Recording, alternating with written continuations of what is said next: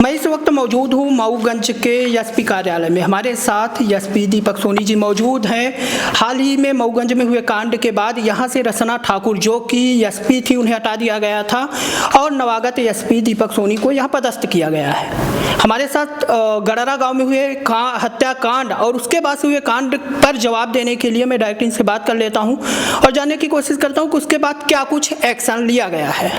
तो सबसे पहले मेरा तो ये सवाल है कि आप यहाँ पर आए, उसके बाद गड़रा गांव में जो कांड हुआ उस पर क्या एक्शन हुआ है?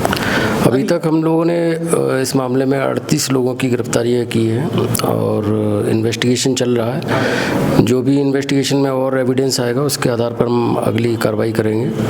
और फिलहाल सब कुछ सामान्य है और स्थिति भी सामान्य है और अभी विवेचना हमारी, हम कोशिश करेंगे उसको जल्दी से जल्द इसको पूर्ण करके और दोषियों के खिलाफ चालान पेश करके उनको न्यायालय से सजा करवाएं। लेकिन दलित समुदाय जो था वो भी आईजी ऑफिस में दिया है और कह रहा है कि जो कार्यवाही हो रही है एक तरफा कार्यवाही हो रही है। ये बिल्कुल कहना गलत है। ये दोनों, ये कोई समुदाय विशेष से संबंधित मामला नहीं है। ये जो घटना हुई है दो परिवारों के जो आपसी विवाद के चलते ये घटना हुई है, इसमें दो समुदायों को बीच में लाना मुझे लगता गलत है और इस तरह की अगर कोई अफवाह इसमें फैलाता है तो ये ठीक नहीं है। और ये दो परिवारों के बीच का विवाद का मामला है और इससे ज़्यादा कुछ नहीं है। अभी जो पूरा गांव है, कहते हैं पूरा गांव का गांव सुना है, जो लोग हैं जो इसमें नहीं शामिल थे वो भी गांव छोड़कर चले जा चुके हैं इस डर से कि पुलिस उन्हें गिरफ्तार कर लेगी।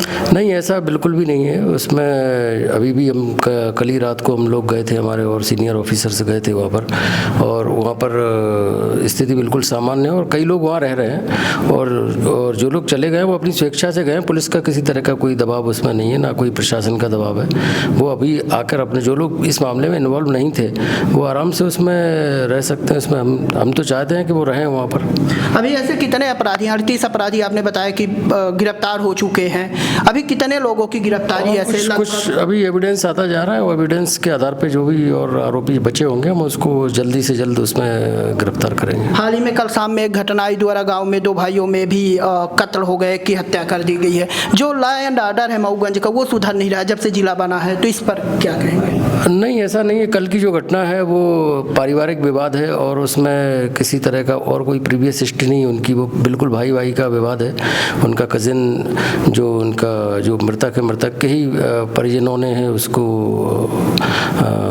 हत्या का अंजाम दिया है और बहुत ही विशुद्ध रूप से पारिवारिक विवाद है वो और उसमें हमने आरोपियों को राउंड अप भी कर लिया है। तो इस तरीके से उसका कोई इस लॉ एंड ऑर्डर से एज सच कोई उसका लेना देना नहीं है। कानून व्यवस्था बनाए रखने के लिए मऊगंज में सुचारू रूप से चले, थोड़ा सा जो क्राइम है उस पर कंट्रोल हो, क्या करेंगे आप? उसके लिए हमने पूरी स्ट्रेटजी तैयार की है कि जो छोटी छोटी जो शिकायतें होती है उसका हम त्वरित निराकरण करें, उन पर तत्काल कार्रवाई करें और जो अपराधी जो तत्व हैं उनके खिलाफ हम कार्रवाई करें जिससे कि वो इस तरह की आपराधिक गतिविधियों में जो लिप्त रह करके जो समाज को शांति को भंग करते हैं उन पर हम कार्रवाई करें। प्रिवेंटिव एक्शन पे हमारा जोर रहेगा और पेट्रोलिंग पार्टी पे फिक्स पिकेटिंग्स और नाइट गश्त, ऐसे जो ट्रेडिशनल जो पुलिसिंग का जो तरीका है जो और बीट सिस्टम जो हमारे डीजीपी साहब ने इस पर बहुत जोर दिया है उसको हम स्ट्रेंथन करेंगे जिससे कि हमारे बीट का जो हर एक आरक्षक से लेके जो भी उस बीट के अधिकारी हैं उनको अपने इलाके के बारे में अच्छी खासी जानकारी हो, अपराधियों के बारे में जानकारी हो, अपराधों के बारे में जानकारी हो, जिससे कि हम